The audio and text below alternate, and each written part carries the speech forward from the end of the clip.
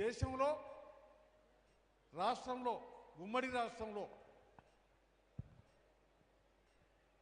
పేదోళ్ళకి ఏం కావాలి, వాళ్ళకి కావాల్సినటువంటి వాటి కోసం ఏం చేయాలి, ఆ శాతలు చర్యలు ఎట్లుండాలి అనేటువంటి పద్ధతుల్లో సిపిఐఎంఎల్ ప్రజాపంద పనిచేస్తూ వచ్చింది. ఆ ప్రజాపందలో ఉన్నటువంటి నేను ఇలా మీ అందరికీ ఓ గొప్పగా చిత్రీకరించి చూపించబోతున్నారు. ఇప్పుడు మాట్లాడినటువంటి వాళ్ళు కూడా నన్ను గొప్ప నాయకుడిగా మాట్లాడారు. నేను గొప్ప నాయకుని కాదు అని నేను అనుకుంటున్నా. సామాన్యుల్లో సామాన్యుని, సామాన్య ప్రజల కోసం ఆ ప్రజల్లో ఉండి ఆలోచిస్తున్నటువంటి వాడిని, అట్లనని చూడాలనేటువంటిది నా భావన. ఇలా ఈ చిత్రం నిర్మాణం జరిగిన తర్వాత ఈ సభకు వచ్చినటువంటి మీరే కాకుండా మన రాష్ట్రంలో మన దేశంలో ఉన్నటువంటి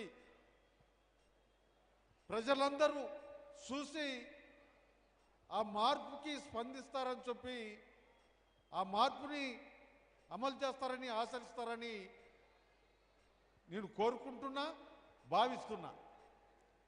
ఇలా మనం అందరం ఎక్కడున్నాం, ఏం చేస్తున్నాం, జరుగుతున్నటువంటి పరిణామాలు ఏంటి అనే విషయానికి వస్తే మనల్ని పాలించేటువంటి పాలకులు, ప్రభుత్వాలు మనకు సాలినంత సౌకర్యాలు కల్పిస్తలేరు. మనకున్నటువంటి సమస్యలన్నింటినీ పరిష్కరించే స్థితిలో లేరు. అందుకనే ఆ సమస్యల పరిష్కార దిశగా ప్రయాణం చేయాల్సినటువంటి అవసరం ఉంది. మనం కళ్ళు తెరవడం కాకుండా మన పాలకుల్ని కళ్ళు తెరిపించాలి అనేటువంటి భావన నేను భావిస్తున్నాను. కళ్ళు తెరుచుకొని ఉన్నారా, మూసుకొని ఉన్నారా అనేటువంటి దానికి వస్తే ఎప్పటికప్పుడు గొప్పలు చెప్తున్నారు, హామీలు ఇస్తున్నారు. కానీ ఆ గొప్పలకి సంబంధం లేనటువంటి పద్ధతుల్లో హామీల్ని అమలు చేసే పద్ధతుల్లో లేరు అనేటువంటిది మనకందరికీ కనపడుతుంది. అందుకని ఈ సినిమా, ఈ పిక్చరు, ఈ చిత్రం దాన్ని చూపేబోతుంది అని నేను భావిస్తున్నా. 3 సంవత్సరాల నుండి డైరెక్టర్ పర్మస్ దీనికి సంబంధించినటువంటి నాకు సంబంధించిన నా బాల్యం నుంచి మొదలుకొని ఇప్పటిదాకా ఏంటి అనేటువంటి దాన్ని తెలుసుకున్నటువంటి హిస్టరీని ఇప్పుడు మన ముందుంచబోతున్నాడు. ఏదైతే మొత్తానికి ఈ చిత్రం నిర్మాణం జరగాలన్నా దానికి కావాల్సినటువంటి గ్రౌండు, దానికి కావాల్సినటువంటి యంత్రాంగం ఎన్ని అవసరం. దాంట్లో మరి మనం ఎన్టీ రామారావుని చూసాం, ఇప్పుడు చిరంజీవి గారిని చూస్తున్నాం, ఇంకా చాలామంది సినిమా యాక్టర్లని చూస్తున్నాం, ఆ సినిమాలు చూస్తున్నాం. అటువంటి యాక్టర్గా ఉన్నటువంటి శివరాజ్ కుమార్ గారు పర్మిస్ పోయి కోరగానే ఒప్పుకొని ఓపికగా ఇవాళ మన పాల్వంచకి రావటం సంతోషకరమైనటువంటి విషయం.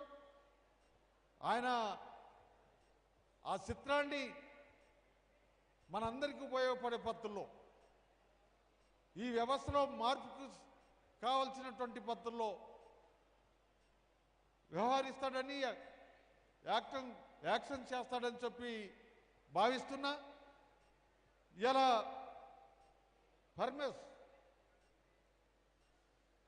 పర్మస్ చాలా రిస్క్ తీసుకున్నాడు.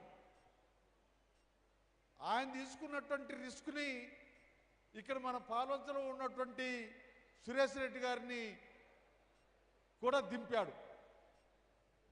మొత్తానికి సురేష్ రెడ్డి గారు, పరమేశు, శివరాజ్ కుమార్ గారు వీళ్ళు మన ముందున్నారు. ఇప్పుడు మన ముందుకి రాబోతున్నారు. మన ముందుకి వచ్చేటువంటి చిత్రం ప్రజలకి ఉపయోగపడే పద్ధతుల్లో, ప్రజలు ఆలోచించే పద్ధతుల్లో, ప్రజల్లో మార్పు వచ్చే పద్ధతుల్లో ఉండాలని చెప్పి కోరుకుంటూ సెలవు తీసుకుంటున్నా. Thank you Narsanna. సురేష్ గారు ఈ సందర్భంగా ఏమైనా మాట్లాడాలని మైక్ తీసుకున్నారా? పోటు రంగారావు గారు చివరిగా 2 మాటలు మా కోసం.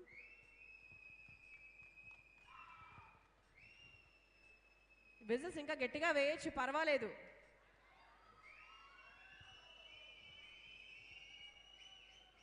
సభకు నమస్కారం.